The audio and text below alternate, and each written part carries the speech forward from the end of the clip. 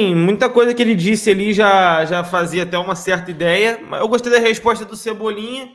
Acho que realmente hoje o Cebolinha fez um bom jogo, né, Alan? Entrou bem desenvolto, conseguiu já dar um pouquinho mais de volume de jogo pelo lado, fazendo boas jogadas de linha de fundo. Saiu dele o passe para o gol do Pedro, né, o gol do 2-1. Então, assim, eu só não entendo muito bem alguns pontos, mas, cara, não vou ficar batendo aqui, dando murro em ponta de faca, batendo sempre, chovendo no molhado. Acho que não faz muito sentido. O fato é, o Flamengo tem que correr atrás para se manter em viés de alta crescimento para chegar nos momentos decisivos e ganhar, porque é um mês mais importante da história do Flamengo dos últimos anos, né? Então, Cleitinho, vamos lá. Eu acho que é a coletiva básica do Dorival, né? Ele ia sair em defesa dos atletas. Tivemos algumas perguntas ali que muito sem sentido. A primeira pergunta, então, da Luana, né? Eu sei que ela trabalha na Flá TV, mas foi uma pergunta que não faz o menor sentido. A gente sabe que não teve todo esse empenho, esse desejo, essa vontade, esse foco em de repente, conseguir bater campeão brasileiro, mas o que ele disse também é verdade na resposta, né? Quando ele disse o seguinte, ó, a gente chegou até onde a gente chegou fazendo e jogando um time alternativo.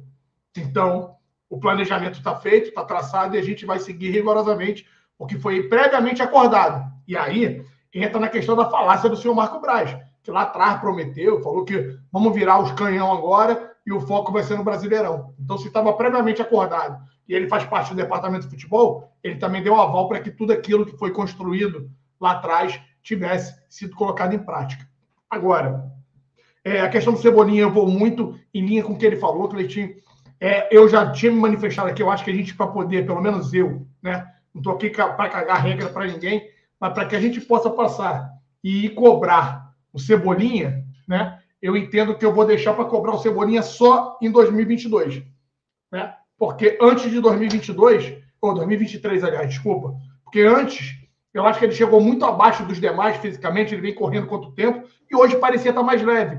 Hoje ele conseguiu vencer no duelo individual lá no X1, como alguns gostam de falar, a maioria dos lances que ele teve ali individualmente. Então isso pode, né, fazer com que ele seja uma peça fundamental nessa reta final, em jogos decisivos que a gente vai ter. Eu já havia dito lá na Dali, Cleitinho. Então, se você que está aqui com a gente não baixou a Dali ainda, fica o meu convite para poder baixar e durante as partidas ficar ouvindo a equipe do Zona Rubro-Negra, né? O que o Dorival tentou fazer, ao meu ver, foi simular, e o Caê Mota pergunta isso a ele, foi simular o que provavelmente a gente vai encontrar na final em Guayaquil, na final da Libertadores, que vai ser uma linha de 5, uma linha de 4.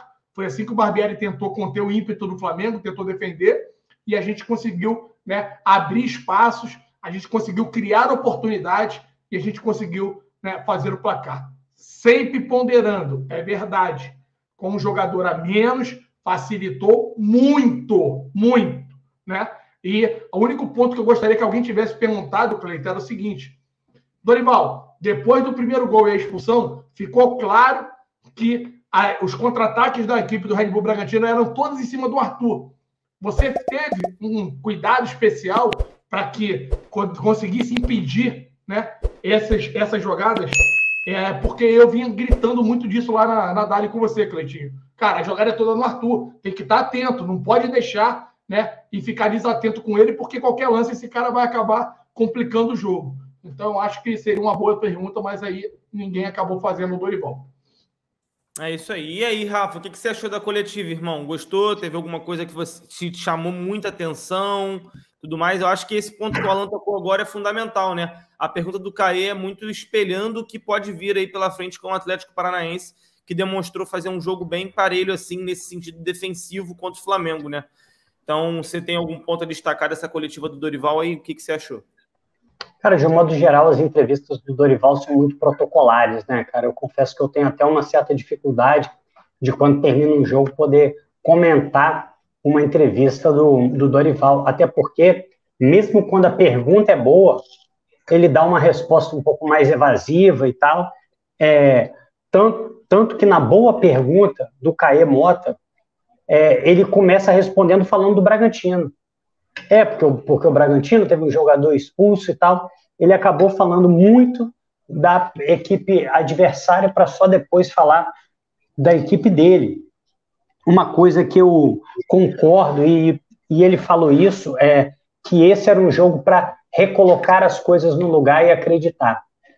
Eu acho que o Dorival também sentiu que o Flamengo precisava de um bom jogo, porque muitas vezes, por mais que o time seja bom, que o time saiba da sua capacidade, os maus resultados eles vão minando a confiança do time. E o próprio Dorival falou isso, a importância de você ter uma boa partida para provar para você mesmo que você tem totais condições, e eu acho que isso foi o que aconteceu hoje. Mas, de um modo geral, da coletiva, não teve nada que, assim, me chamou a atenção, saltou aos olhos, alguma novidade, alguma leitura que o Dorival fez do jogo, até porque ele fica muito na superfície, né, Cleitinho? Ele não tem essa característica de tentar explicar o que aconteceu e tal. É o jeito dele, não acho errado, ele se compromete menos, mas para a gente comentar aqui fica até mais difícil. Ele até fala do Pedro, né? Em algum momento na pergunta da menina lá da TNT Esportes, mas é aquilo, né? Falar do Pedro a essa altura do campeonato é muito fácil, né? O cara tá voando, né, Rafa? O cara tá fazendo jogos fantásticos, vivendo talvez o melhor momento da carreira dele. Então se torna muito fácil. É óbvio que ele vai acabar puxando essa sardinha para ele, né? Se o Pedro tivesse mal, eu duvido que ele ia falar, não, mas porra, eu sempre achei que Pedro e Gabigol iam jogar juntos. Falar na boa também é muito mole, né? Muito tranquilo. Cara, mas às vezes uma pergunta um pouquinho mais provocativa. Por exemplo, a pergunta às vezes poderia ser o seguinte: vem cá, Dorival, o Pedro fez um segundo tempo maravilhoso, mas no primeiro jogo o Flamengo não conseguiu levar a bola até o Pedro. Por que o Pedro ficou tão encaixotado ali no meio das linhas de defesa do Bragantino? O Flamengo poderia ter trabalhado um pouco melhor para que ele pudesse ter mais conclusões, mas o negócio é que, mesmo através de uma pergunta dessa, o Dorival ele não desenvolve muito o assunto. Falar do Pedro, é lógico, ele está valorizando o que ele bancou. Querendo ou não, passou pela contusão do Bruno Henrique, mas se nós estamos vendo Pedro e Gabigol juntos, é por obra do Dorival. A gente não viu isso com o Jorge Jesus, não vimos isso com o Domenech, não vimos isso com o Rogério Ceni, não vimos isso com ninguém. Então o Dorival está levantando o peixe dele também, né? Porque toda vez que ele elogia o Pedro, ele elogia a si próprio, porque foi ele que colocou os dois para jogar, né?